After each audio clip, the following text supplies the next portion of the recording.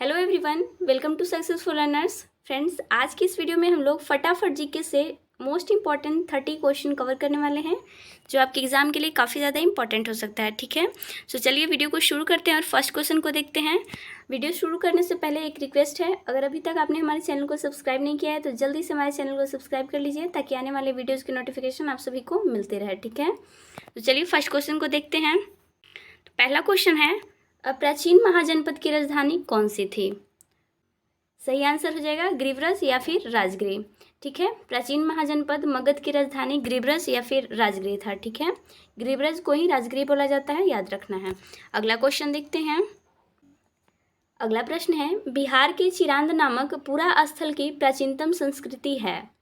इसका आंसर हो जाएगा ऑप्शन डी वाला। ठीक है, नवपाषाणिक संस्कृति। बिहार का जो चिरांद नामक पूरा स्थल है, इसका प्राचीनतम संस्कृति जो है वो नवपाषाणिक संस्कृति थी, याद रखना है, इंपॉर्टेंट क्वेश्चन है। अगला प्रश्न है, पाटलिपुत्र में आयोजित प्रथम जैन संगीति के अध्यक्ष कौन थे? इसका आंसर हो जाएगा ऑप्शन सी वाला स्थूलभद्र। ठीक है, ध्यान रखिएगा, यहाँ पे जैन संगीति के बारे में पूछ रहा है। प्रथम जैन संगीति का आयोजन पाटलिपुत्र में हुआ था और प्रथम जैन संगीति के अध्यक्ष के बारे में पूछ रहा है, तो स्थूलभद्र प्रथम जैन संगीति के अध्यक्ष थे। ठीक है, याद रखना है। चलिए अगला क्वेश्चन देखते हैं। अगला प्रश्न है, किस शासक ने अपनी राजधानी पाटलिपुत्र स्थानांतरित की थी? ध्यान दीजिएगा, इसका आंसर हो जाएगा ऑप्शन सी वाला उदयन। ठीक है, देखिए यहाँ पे आंसर में दिया गया है उदयन दिया गया है, जबकि इसका सही आंसर होगा उदयन। ठीक है, उदयन हर्यक वंश का शासक अजातशत्रु का पुत्र था उदयन। ठीक है, इसी ने अपनी राजधानी राजगृह से पाटलिपुत्र स्थानांतरित की थी। ठीक है, ऑप्शन सी वाला सही आंसर हो जाएगा, याद रखना है। चलिए अगला क्वेश्चन देखते हैं। अगला प्रश्न है, भगवान बुद्ध के महापरिनिर्वाण के बाद पहली बौद्ध संगीति का आयोजन कहाँ हुई थी? सही आंसर होगा इसका ऑप्शन ए राजगृह, जिसको राजगीर बोला जाता है। ठीक है, ऑप्शन ए होगा इसका सही उत्तर।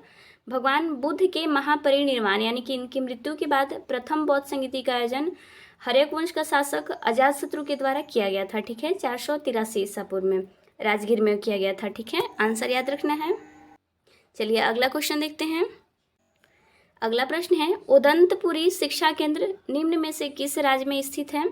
सही उत्तर हो जाएगा इसका ऑप्शन बी बिहार में। ठीक है, उदंतपुरी शिक्षा केंद्र बिहार में स्थित है, याद रखना है, इंपॉर्टेंट क्वेश्चन है। चलिए अगला क्वेश्चन देखते हैं। अगला प्रश्न है, नालंदा बिहार का विध्वंस किसने किया था? काफ़ी ज़्यादा इंपॉर्टेंट क्वेश्चन है और एग्जाम में कई बार ये क्वेश्चन पूछा भी जा चुका है। ध्यान दीजिएगा, इसका सही उत्तर होगा ऑप्शन ए। ठीक है, बख्तियार खिलजी। नालंदा विहार या फिर नालंदा विश्वविद्यालय जिसको कहते हैं, इसका विध्वंस बख्तियार खिलजी के द्वारा किया गया था। ठीक है, ऑप्शन ए होगा इसका सही उत्तर, याद रखिएगा। चलिए अगला क्वेश्चन देखते हैं। अगला प्रश्न है, विश्व का पहला गणतंत्र वैशाली में किसके द्वारा स्थापित किया गया था? सही उत्तर हो जाएगा इसका ऑप्शन डी लिच्छवियों के द्वारा। ठीक है, विश्व का पहला गणतंत्र वैशाली में लिच्छवी के द्वारा स्थापित किया गया था, याद रखना है, इंपॉर्टेंट क्वेश्चन है। ठीक है, चलिए नेक्स्ट क्वेश्चन देखते हैं। अगला प्रश्न है, पाटलिपुत्र का संस्थापक कौन था? ध्यान दीजिएगा, इसका सही उत्तर होगा ऑप्शन ए उदयन। ठीक है, उदयन जो कि हर्यक वंश का शासक था, इसी ने पाटलिपुत्र की स्थापना करी थी और उसके बाद अपनी राजधानी राजगीर से पाटलिपुत्र स्थानांतरित करा था इसने। ठीक है, ऑप्शन ए होगा इसका सही उत्तर। और ध्यान दीजिएगा, उदयन जो है वो हर्यक वंश का शासक अजातशत्रु का पुत्र था ये। ठीक है, चलिए अगला क्वेश्चन देखते हैं। अगला प्रश्न है, संख्यात्मक रूप से बिहार की सबसे बड़ी अनुसूचित जनजाति है? ध्यान दीजिएगा, इसका सही उत्तर होगा ऑप्शन बी संथाल। ठीक है, संख्यात्मक रूप से बिहार की सबसे बड़ी अनुसूचित जनजाति जो है वो संथाल जनजाति है। ठीक है, ऑप्शन बी होगा इसका सही उत्तर। चलिए अगला क्वेश्चन देखते हैं। अगला प्रश्न है, बिहार सरकार की ऑर्गेनिक कॉरिडोर योजना के तहत निम्नलिखित में से किसके किनारे या फिर किसके पास जैविक कृषि को बढ़ावा दिया जाएगा? देखिए, इसका उत्तर हो जाएगा ऑप्शन ए। ठीक है, गंगा नदी। गंगा नदी के किनारे ऑर्गेनिक कॉरिडोर योजना जो कि बिहार सरकार के द्वारा शुरू किया जाने वाला है, इसके तहत जैविक कृषि को बढ़ावा दिया जाएगा। ठीक है, ऑप्शन ए होगा इसका सही उत्तर, याद रखना है। चलिए अगला क्वेश्चन है। अगला प्रश्न है, केसरिया सुप्रसिद्ध है? इसका उत्तर हो जाएगा ऑप्शन बी बौद्ध स्तूप के लिए। ठीक है, केसरिया जो है ये बौद्ध स्तूप के लिए प्रसिद्ध है, याद रखिएगा, ऑप्शन बी होगा इसका सही उत्तर। चलिए अगला क्वेश्चन कर लेते हैं। अगला प्रश्न है, कुंभसर स्थल संबंधित है निम्न में से किस प्राचीन स्थल से? ध्यान दीजिएगा, इसका उत्तर हो जाएगा ऑप्शन ए पाटलिपुत्रा से, ठीक है। कुम्भसर स्थल जो है एक प्राचीन स्थल है जो पाटलिपुत्रा से संबंधित है, ठीक है। ऑप्शन ए होगा इसका सही उत्तर। चलिए अगला प्रश्न देखते हैं। अगला प्रश्न है, चीनी यात्री इत्सिंग ने बिहार का भ्रमण किया लगभग कब? ध्यान दीजिएगा, इसका सही उत्तर होगा ऑप्शन सी 670 ईस्वी में, ठीक है। इत्सिंग जो कि एक चीनी यात्री थे, इन्होंने 670 ईस्वी में बिहार का भ्रमण किया था, ठीक है। ऑप्शन सी होगा इसका सही उत्तर। चलिए अगला प्रश्न देखते हैं। अगला प्रश्न है, पाटलिपुत्र को किस शासक ने सर्वप्रथम अपनी राजधानी बनाया? ध्यान दीजिएगा, सही उत्तर होगा इसका ऑप्शन ए चंद्रगुप्त मौर्य ने, ठीक है। पाटलिपुत्र को सबसे पहले मौर्य वंश का संस्थापक चंद्रगुप्त मौर्य ने अपनी राजधानी बनाया था, ठीक है। ऑप्शन ए होगा इसका सही उत्तर। चलिए अगला क्वेश्चन देखते हैं।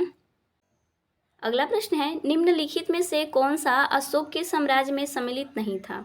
तो देखिए ध्यान दीजिएगा, अफगानिस्तान, बिहार और कलिंग, अगर इन तीनों की बात करें तो ये तीनों जगह जो है ये अशोक के साम्राज्य में सम्मिलित हैं, लेकिन यहीं पे श्रीलंका जो है ये अशोक के साम्राज्य में सम्मिलित नहीं था, ठीक है।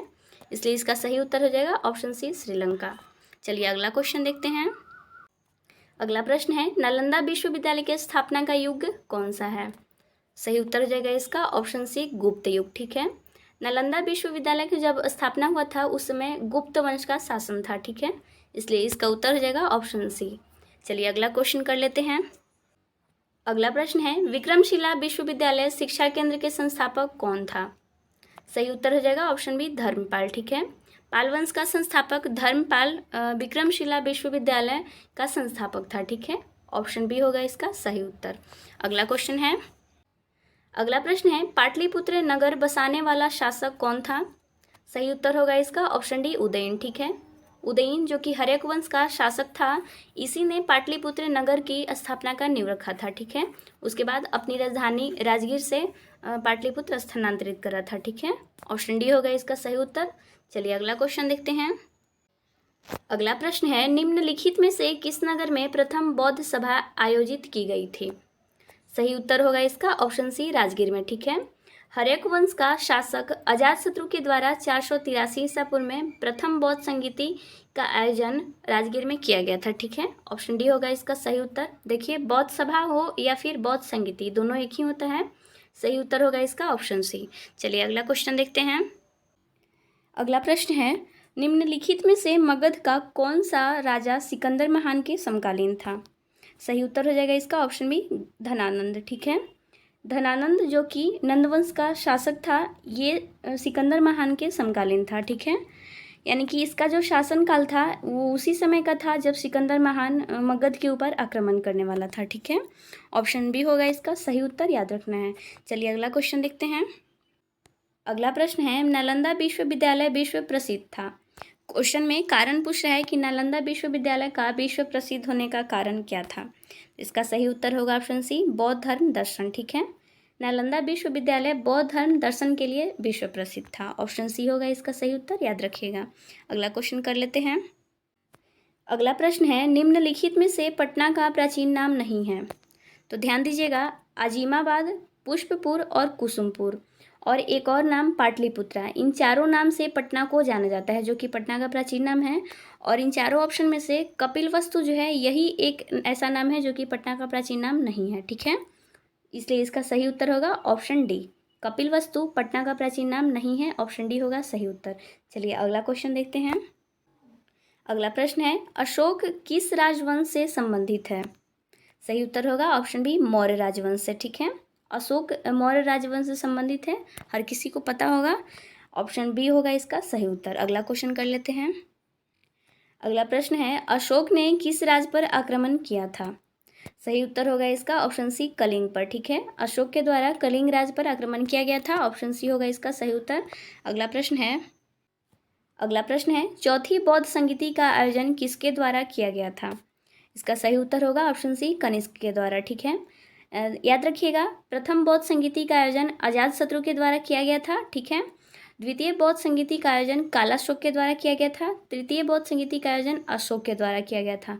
और चतुर्थ बौद्ध संगीति का आयोजन जो है ये कनिष्क के द्वारा किया गया था कश्मीर में, ठीक है। ऑप्शन सी होगा इसका सही उत्तर। अगला प्रश्न देख लेते हैं। अगला प्रश्न है, चंद्रगुप्त द्वितीय किस साम्राज्य का शासक था?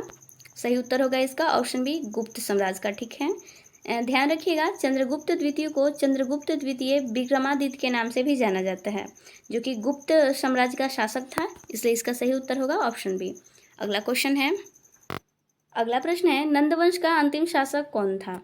सही उत्तर होगा ऑप्शन डी, धनानंद। ठीक है, याद रखिएगा, नंदवंश का संस्थापक महापद्मानंद था और नंदवंश का अंतिम शासक घनानंद था। ठीक है, ऑप्शन डी होगा सही उत्तर। अगला क्वेश्चन देखते हैं। अगला प्रश्न है, प्राचीन राज अवंती की राजधानी थी? सही उत्तर है ऑप्शन बी, उज्जैन। ठीक है, प्राचीन राज अवंती की राजधानी उज्जैन था, याद रखना है, ऑप्शन बी होगा सही उत्तर। चलिए अगला क्वेश्चन देखते हैं। अगला प्रश्न है, प्राचीन लिच्छवी राज की राजधानी कौन सी थी? सही उत्तर है ऑप्शन सी, वैशाली। ठीक है, लिच्छवी राज की राजधानी जो है वैशाली थी, ऑप्शन सी होगा इसका सही उत्तर, याद रखिएगा। अगला क्वेश्चन है, अगला प्रश्न है, अशोक की राजधानी कौन सी थी? सही उत्तर हो जाएगा इसका ऑप्शन सी, पाटलिपुत्रा। ठीक है, अशोक जो कि मौर्य वंश का शासक था, इसकी राजधानी पाटलिपुत्रा थी, याद रखिएगा, ऑप्शन सी होगा सही उत्तर। सो फ्रेंड्स, आई होप आपको वीडियो हेल्पफुल लगा होगा। अगर वीडियो हेल्पफुल लगे then do like, share and subscribe my channel. Till then bye bye.